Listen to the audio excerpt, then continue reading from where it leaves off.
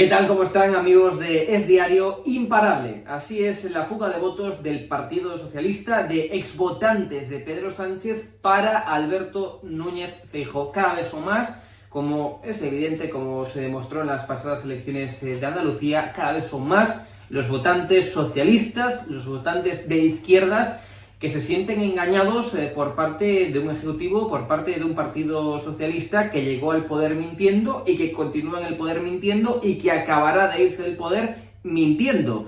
Es decir, cada vez son más, como decía, los votantes descontentos de Pedro Sánchez, que ven en el discurso de Alberto Núñez Feijóo, en el discurso del actual Partido Popular, un discurso moderado, un discurso de centro, pues una auténtica alternativa del gobierno ante un partido socialista que gobierna, recordemos, pues con los más radicales, desde los comunistas de Unidas Podemos, pasando por los independentistas catalanes y terminando por los proetarras de Bildu. Insisto, un partido socialista completamente radicalizado, del que ya prácticamente pues no queda nada en comparación con el Partido Socialista de antes de Pedro Sánchez. De hecho, esta es una clara preocupación. Muchos socialistas históricos, como lo hemos visto en estos últimos semanas, meses y en esos últimos tiempos, pues muestran su preocupación por el post-Sánchez. ¿Qué va a pasar cuando Pedro Sánchez deje de ser el líder del PSOE? Porque de ese PSOE de antes de Sánchez ya prácticamente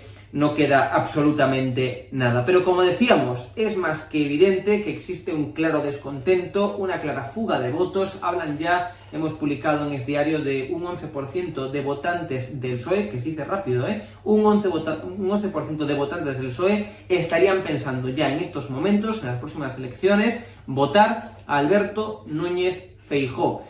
Y los factores de este cambio son claros, es decir, estamos ante un momento histórico en donde la economía, en donde la gestión económica, pues es francamente, y esto lo atestiguan los datos, es francamente negativa, francamente mala.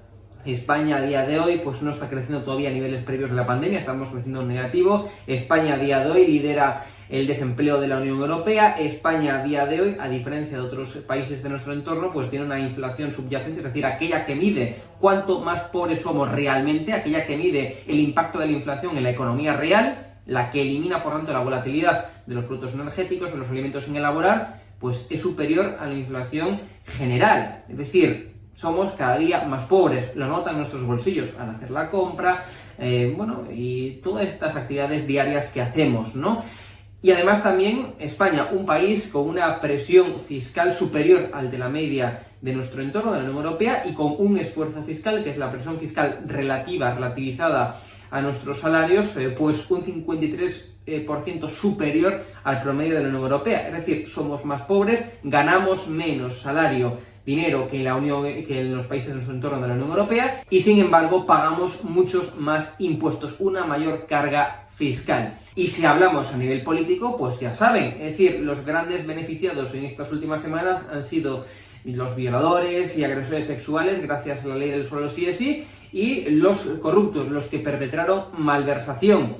Esos han sido los dos grandes beneficiados por las políticas, por los cambios legislativos que el gobierno de Pedro Sánchez ha impulsado en estas últimas semanas. Es decir, los españoles de a pie, usted, yo mismo, cada día somos más pobres, estamos peor, y aquellos que perpetran pues delitos de corrupción, delitos de violencia de género, pues se han visto beneficiados. Esta es la España que nos ha dejado y que nos está dejando Pedro Sánchez. Es normal que haya una auténtica fuga de votos de un PSOE que confunde absolutamente ya las cuestiones de Estado, esas líneas rojas que nadie, ningún partido político, ni PP, PSOE, ningún presidente del gobierno se atrevió a cruzar. Confunde, por tanto, esas cuestiones de Estado con las cuestiones partidistas, con las cuestiones del PSOE, porque únicamente este gobierno vive y sobrevive para mantenerse en el poder a expensas del bienestar de los españoles. Esto es lo que hay.